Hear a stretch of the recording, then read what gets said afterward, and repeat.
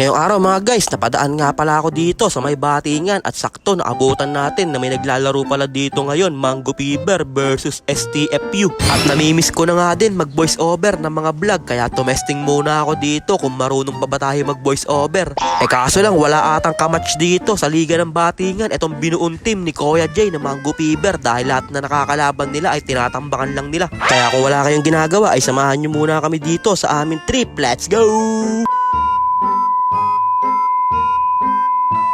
So ayun po, pagdating ko nga dito akala ko magpapakitang gilas kagad si Kuya J, kaso lang nakapass break kagad yung kalaban nila dito para sa easy layup. Akala ko papakitaan na ako ni Kuya J ng mga Jordan Poole na galawan. Kaya na kay JB ang bola dito, diretso para sa easy layup. Hindi na nga siya sinabayan ng kalaban niya dun at medyo lumalaki na nga yung kalamangan nila dito. Nagsama ba naman sa isang team yung magtsuhin na si J Ramirez at si K Ramirez, talagang pochem. Kakampi nga din pala nila dito sa MF si Alexander Kakagatin at nagpakawala kagad siya ng isang 3 joints. Ilista mo na yun, papangs.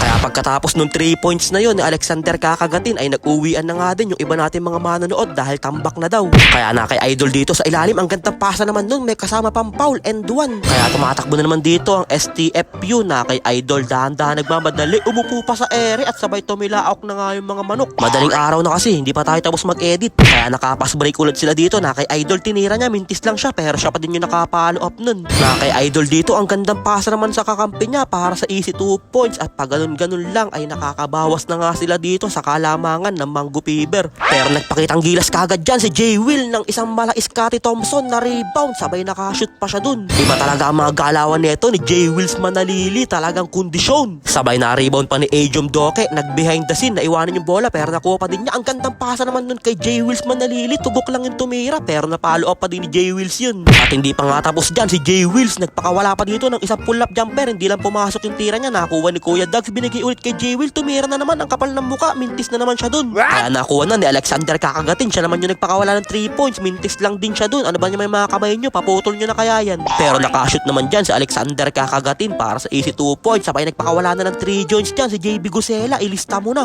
At hindi pa nga tapos dyan, yung mainit niyang kamay, nagpakawala na naman ng isa pang 3 joints, kaya medyo lumalaki na yung kalamangan nila dito at napatawag na ng timeout yung kalaban nila. Sabay na kay Ajom Doke, biglang tumalon sa 3 points, sabay tinira, ilista mo na yun, papang. Nakakati talaga to si Prime Ajom. Kaya pinasok na nga din dito yung critical 5 ng Mango Fever. Ito na yung 5 pandiinan nila dahil magsisimula na nga yung ating 4th quarter. Kaya na kay Kuya Reb dito, biglang tumira sa 3 points, mintis lang siya, kaya nakapass break na dito Mango Fever. Na kay Boss Yolak, easy 2 points yun. Kaya balik ulit dyan sa STFU ang bola, na kay Kuya Reb na naman dito, nagtatangka, tumira na naman sa 3 points, mintis ulit siya, kaya nakapass break ulit yung Mango Fever. Ganun na naman, easy 2 points na naman yun para kay Boss Yolak. At nakisali na nga dyan si Ken Ramirez sa 3 points party, biglang nagpakawala ng 3 joints, ilista mo na yun. At grabe nga yung ginagawa ngayon depensa ng Mango Fever, nakatrap defense sila, parang BGL Titans lang yung mga datingan ng trap defense nila. Pero nalusutan sila dun ni Idol para sa easy 2 points. Kaya na kay Garay ang bola, binigay kay Kuya J, ang gandang pasa naman nun kay Kuya J.